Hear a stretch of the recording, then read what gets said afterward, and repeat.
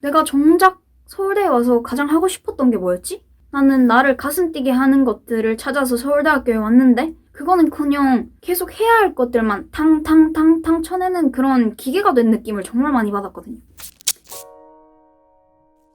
안녕하세요, 아나예요. 네, 여러분, 올해는 되게 고독하게 혼자 떨어져서 보냈던 시간이 길었잖아요. 근데 사실 그럼에도 불구하고 항상 나와 함께하는 존재는 늘 있었거든요. 그게 뭐냐면 바로 나 자신인데요. 사실 우리가 이 비교 그리고 성취 이런 키워드에 갇혀가지고 정작 나랑 늘 함께하는 이런 나 자신에 대한 존재는 자꾸 잊어먹고 그런 일들이 굉장히 많았던 것 같아요. 오늘 제가 이 영상에서 여러분들이랑 함께 얘기해보고 싶은 주제는 이 험난한 세상에서 나답게 살아가려면 도대체 어떻게 해야 되는가, 이거에 대해서 얘기를 해보려고 합니다. 사실 저는 서울대학교에 와서 굉장히 혼자 많이 울었거든요. 많이 방황도 하고 많이 혼란스럽기도 했어요. 나라는 사람이 누군지를 모르겠어서.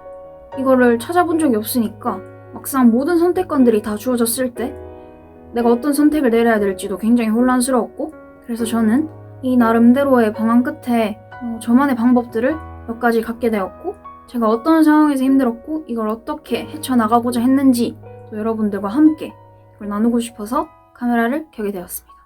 지금부터 시작해볼게요. 첫 번째는 이제 더 이상 1등이라는 등수로 나를 설명할 수가 없을 때였어요.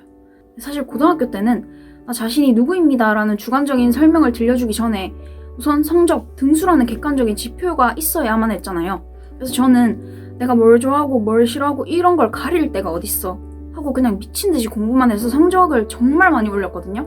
그러다 보니까 오히려 아이러니하게 저는 그냥 1등이라는 것만으로도 제 자신이 다 설명이 되는 그런 상황에서 1000일이 넘는 거의 3년의 시간 동안 이렇게 보냈단 말이죠. 그냥 공부만 하면서 나 자신이 누굴까에 대한 고민은 크게 하지 않은 채로 대학교에 입학하게 됩니다. 근데 문제는 그때부터였어요. 제가 대학교 들어와서 정말 많이 울었는데요.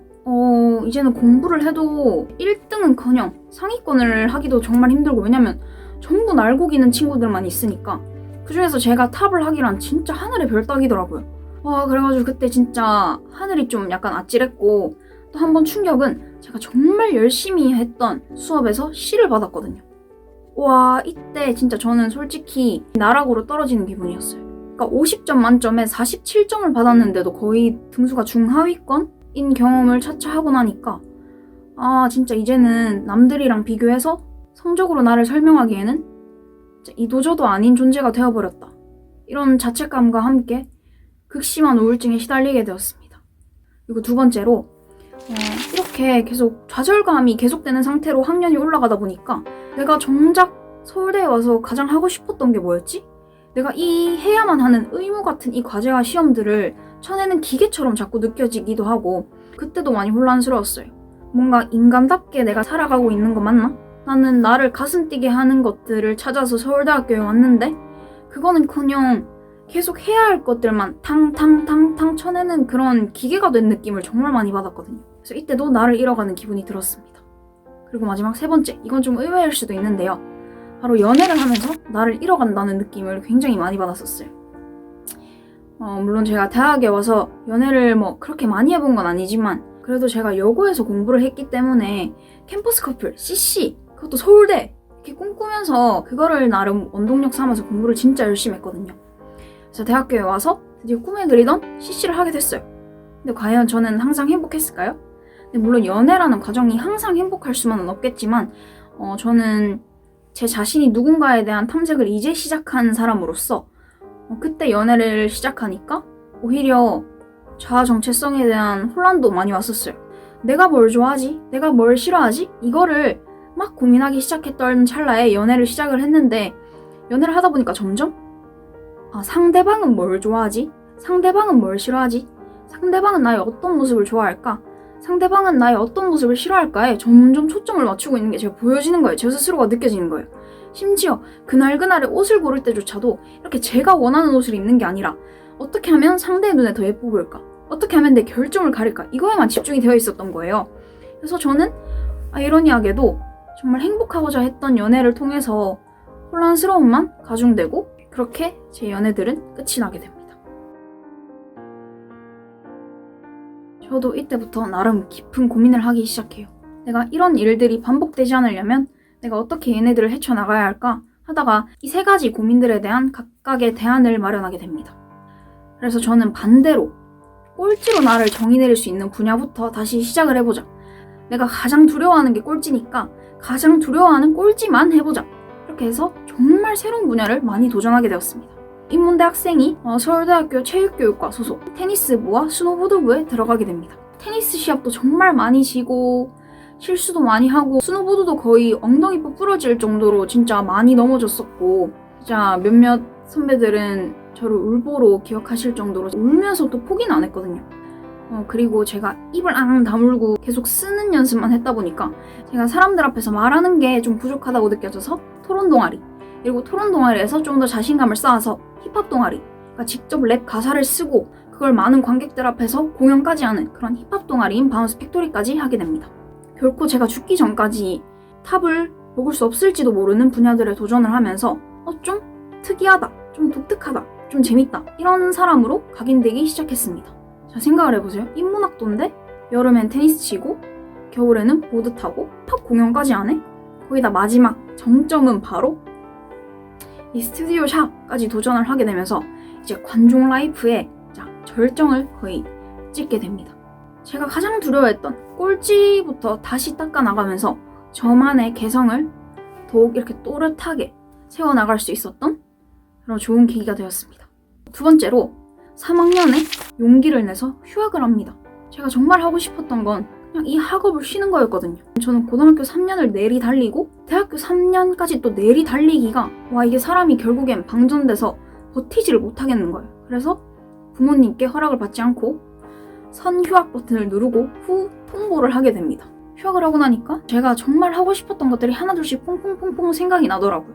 저는 제가 스튜디오샤에 들어올 수 있었던 것도 휴학을 했기 때문에 상대적으로 시간의 여유가 많았던 덕분이라고 생각을 합니다. 왜냐면 제가 스튜디오샤를 하고 싶었던 이유도 나는 대구에 사는데 서울대학교를 생생하게 상상하면서 막 그리려면 이게 이미지 보드 같은 게 필요한데 참고할 만한 사람들이 많이 없었어요. 그러니까 생생하게 살아 움직이는 서울대생을 볼 일이 거의 없었단 말이죠, 대구에서는. 저처럼 이렇게 비수도권 지역에 있는 친구들에게 희망의 증거가 되고 싶었고 여러분들도 일반고에서도 열심히 하면 충분히 본인의 노력으로 서울대에 올 수 있다 라는 거를 말해주는 아이콘이 되고 싶었어요. 정말 제가 하고 싶었던 거죠. 이게 잠시 해야만 하는 것들, 의무라고 생각하는 것들을 내려놓으니까 정말 하고 싶은 것들만 하면서 이렇게 잘 생활을 했던 것 같습니다. 정말 마음이 이끄는 대로 이렇게 보내는 이 휴학 기간 역시 나다움을 찾는 데 도움을 많이 줬습니다. 그리고 마지막으로 3번째, 내가 남치 안 보고 할 수 있는 일이 뭘까?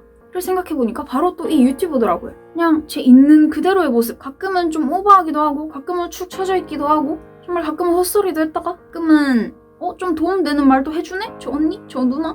약간 이런 포지션에서 정말 자유롭게 제가 보여드리고 싶었던 모습을 다 보여드렸는데도 굉장히 응원해주시는 분들도 너무 많고 정말 스튜디오 샤를 했던 1년 반에 가까운 시간 동안 사랑을 진짜 많이 받았어요. 그래서 있는 그대로의 나를 표출을 해도 사랑받을 수 있구나 이거를 느끼게 돼서 좀 나다움에 대한 자신감? 이런 모습은 남들이 싫어하지 않을까? 이런 모습은 남들이 불편해하지 않을까? 에 대한 걱정과 죄책감은 잠시 내려두고 여러분들의 사랑을 많이 듬뿍듬뿍 받으면서 자신감을 많이 키워나갔습니다. 정말 감사드립니다. 네, 이렇게 제가 남들이 다 부러워하고 다 동경할 만한 서울대학교에 와서 정작 제가 나다움을 잃어가면서 굉장히 괴로웠다고 느꼈던 시기도 있었고 이 시기를 그냥 힘들다고 넘겨서 그냥 회피하지 않고 이걸 나름대로 정면 돌파해보려고 노력했던 얘기들까지 모두 오늘 풀게 되어서 정말 기쁩니다. 왜냐면 제가 스튜디오샤를 떠나기 전에 진짜 이 얘기들은 꼭 해드리고 싶었거든요. 왜냐면 등수는요 본인이 잘해서 계속 더 상위 집단에 가면은 결국에 본인은 평범해져요. 실력으로는 결국엔 평범해지거든요. 그러면 그때부터야 사람들은 나다움에 대해서 고민을 하기 시작하는 것 같아요. 남들과 떨어져서 보내야 되는 이 언택트 시기가 아니더라도 다시 많은 사람들 속에 섞여서 살 때도 꼭 한 번씩 근데 나는 뭘 할 때 시간 가는 줄 모르지? 나는 누구랑 있을 때 행복하지? 난 어떤 집단에 속해 있을 때 소속감을 가장 많이 느끼지? 어떤 상황에서 내 기량을 다 발휘할 수 있는 사람이지? 이런 것들을 고민해보면서 여러분들도 한 번 태어난 인생 저와 함께 값지게 살아나가셨으면 좋겠습니다. 네, 오늘 영상도 도움이 되셨다면 구독, 좋아요 부탁해. 안녕.